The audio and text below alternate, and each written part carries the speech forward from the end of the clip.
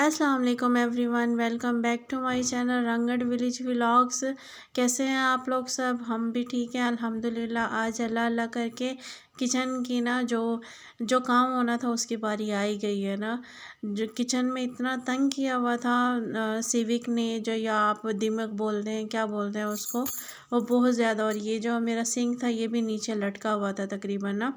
आज आए हैं मालिक मकान को कुछ एहसास हुआ है, उनको बोल बोल के हम लोग थक गए थे। आज आए हैं, वो इसका फ्रेम भी चेंज करके गए हैं, लेकिन शेल्फ़ का अभी तक कोई अता पता नहीं है। चलें, ये हो गया तो शायद शेल्फ़ का भी वो इंतज़ाम कर ही दें, क्योंकि शेल्फ़ टूटी हुई है और फिर नीचे दीमक की वजह से इसके ऊपर रखनी पड़ती है।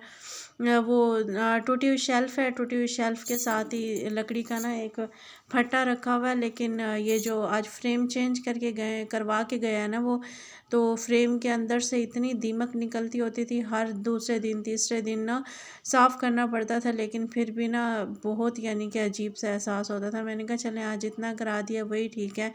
आज वो सिंक को भी स्टैंड लगा गए हैं, स्टैंड लगा गए या उसको ना प्रोटेक्शन दे गए हैं, इसका फ्रेम चेंज करके गए हैं।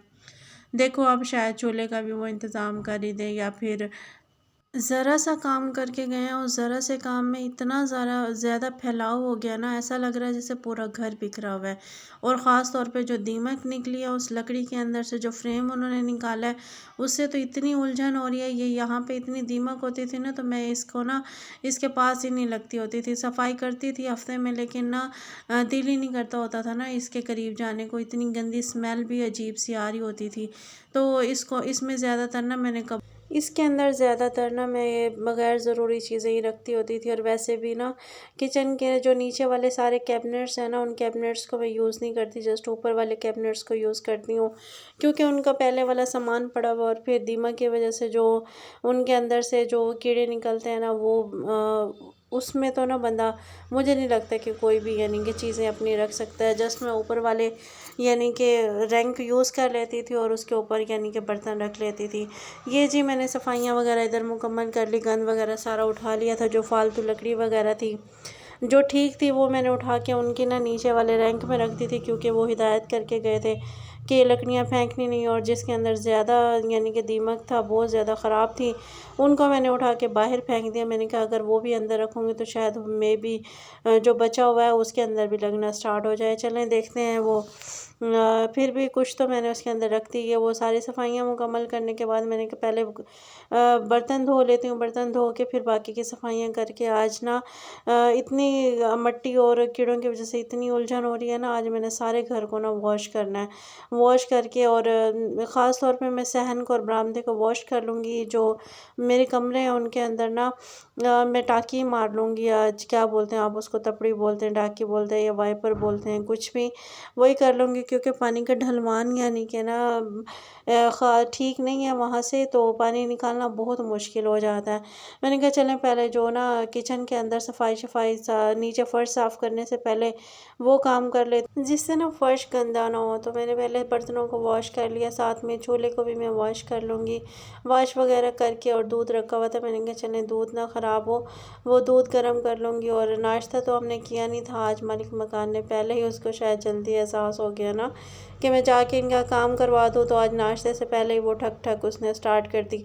तो हस्बैंड ने ही यानी कि वो किया, चाय बना के दी उनको, मैं तो रूम में बैठी हुई थी। उसके बाद जी मैंने दूध को गर्म कर लिया, और ना चूल्हा नहीं, सॉरी, मैंने अभी साफ़ किया ना, दूध को बस मैंने गर्म किया। और ये जो शेल्फ़ के ऊपर मैं ना ये बैनर डालती हूँ, मैंने कहा चलें इसको साफ़ करती हूँ। इसको मैं हालांकि डेली साफ़ कर रही होती हूँ, फिर भी इसको जब मैंने ना सर्फ़ के साथ ना धोया, अच्छे तरीके से रगड़ के, इसके अंदर से इतनी मैल निकल रही थी जैसे शायद ये पता नहीं कभी धुला ही नहीं है। मैंने कहा चलें आज सफाई हो तो रही है, साथ साथ सारी चीज़ों की डीप क्लीनिंग कर लेते हैं। और मैंने सारा वो दोनों को शेल्फ़, जो उनका लकड़ी का फटा डाला हुआ होता है वो भी, और ये जो दूसरी टूटी हुई शेल्फ़ है वो भी मैंने ना उठा के ना धूप में डाल दी थी। मैंने कहा चले दीमक से कुछ तो छुटकारा मिलेगा। ये जी ये डाला हुआ है, इसको मैंने बैनर का धूप में डाल दिया। और ये टूटी हुई शेल्फ़ और ये जो लकड़ी का फट्टा है उसको भी मैंने अच्छे तरीके से वॉश कर लिया था। वॉश करके और फिर मैं चूल्हे की तरफ आ गई थी। मैंने कहा ये सारे काम ना बंदा फ़र्श की सफाई से पहले कर दे तो ज़्यादा बेहतर है, और फिर फ़र्श यानी कि साफ़ हो और फिर बाद में आके हम ये चीज़ें करें तो फ़र्श फिर दोबारा से गंदा हो जाता है। इसलिए फिर मैंने ना ये सारे काम कंप्लीट करके सारे काम मैंने कर लिए थे कंप्लीट। मैंने झाड़ू भी अच्छे से लगा ली थी, झाड़ू वगैरह लगा के जी मैं आ गई थी किचन में। मैंने कमरों में और किचन और कमरों में सॉरी मैंने लगा ली थी ये पोछा लगा लिया था। और सहन को और बरामदे को, वॉशरूम्स वगैरह को मैंने अच्छे तरीके से धो लिया था। ये सारा काम मुकम्मल करने के बाद मैं आ गई थी जी कपड़े प्रेस करने के लिए। बैठ के जिस टाइम बंदा पोछा लगाता है ना तो वो बहुत यानी कि थका देने वाला ना होता है। मैं इधर मैंने पहले भी बताया था कि सब चीज़ें इधर मेरे पास अवेलेबल नहीं है, बहुत थोड़ी चीज़ें यहाँ पे मौजूद है, बस गुजारा कर रही हूँ। इस वजह से ना बहुत से कामों में मुश्किल भी होती है, लेकिन जो सारा सामान इधर लाने में भी बंदे को मुश्किल होती है। जितना लाने में एफ़र्ट लगती है फिर इतना ही काम ले जाने में एफ़र्ट लगती हैं। तो मैंने कहा चलें अब सारा काम जब मुकम्मल हो गया, कपड़े गीले हो चुके थे, मैंने कहा कपड़े प्रेस करके सबसे पहले शॉवर ले लेते हैं। मैंने कहा शॉवर लेके फिर बाकी का काम करूँगी। बाकी का काम करते करते आप तकरीबन मुझे ये जो आप 8-10 मिनट में वीडियो देख रहे हैं ना, ये इस काम में मुझे तकरीबन 3 से 4 घंटे लग गए थे। इतना काम फैल गया था, और हालांकि बज़ाहिर वो करके थोड़ा सा काम गए थे। ये काम कपड़े प्रेस करते करते जब दुपट्टे की बारी आई ना तो मुझे अपने ना मोहल्ले की एक फूफो की याद आ गई ना। ये तरीका मुझे उन्होंने बताया था। मैं जब भी डेथ हो गई है, अल्लाह ताला उनको जन्नत में आला मकाम अता फरमाए, जब भी मैं ना दुपट्टे को प्रेस करती हूँ ना मुझे उनकी बात याद आती है। मैं फैला के ना दूसरे तरीके से दुपट्टा प्रेस कर रही थी।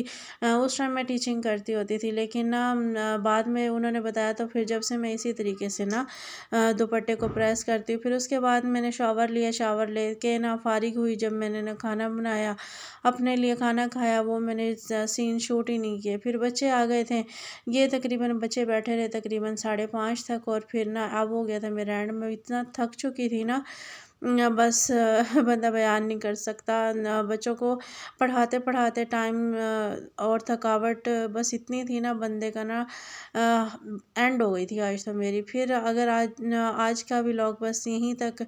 अगर आपको ये पसंद आए तो लाइक शेयर और सब्सक्राइब कर दीजिए। बहुत मेहनत करती हूँ, आई नो कि मैं सही तरीके से अभी कर नहीं पाती, लेकिन आहिस्ता आहिस्ता सीख जाऊँगी। और ये आपकी हौसला अफजाई होगी मेरे लिए और मेरी तरफ से। अल्लाह हाफ़िज़, मिलते हैं नेक्स्ट।